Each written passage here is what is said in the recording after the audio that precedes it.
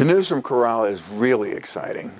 We understand we found what may well be the oldest shipwreck in North Carolina and could well be one of the oldest on the entire eastern seaboard of the United States. This is very unusual. I've been with the Underwater Archaeology Branch for over 30 years now, and for most of that time, if we found a Civil War shipwreck, that was exciting. Then came Blackbeard's flagship, the Queen Anne's Revenge, going back to 1718, which as an archaeologist, that was tremendously exciting to all of a sudden get out of the 1800s and back into the early 1700s. And here we have a ship that's going to take us back another half a century or so. So it's unique, and to find this wreck in this environment on the ocean beach is unheard of. To have it in this dynamic oceanfront area, the fact that it survived for over 300 years is an amazing thing.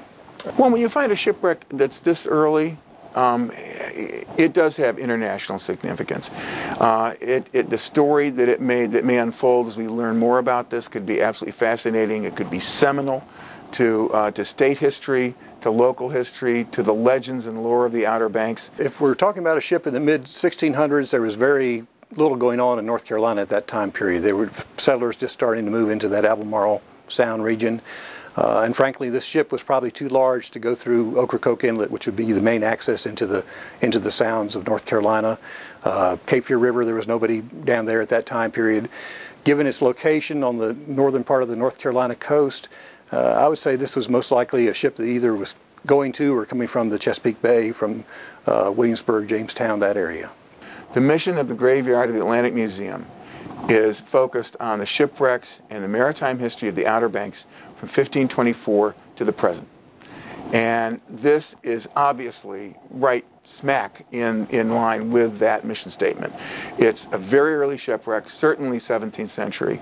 And so to have that be an integral part of our exhibit and to be working so closely with Currituck County and with Corolla is a major step forward for us. The planning for the move of the wreck is being undertaken by the folks with the Graveyard of the Atlantic Museum. They're working in partnership with the National Park Service, that just so happens has a very large lowboy truck that we think will be able to carry the wreck.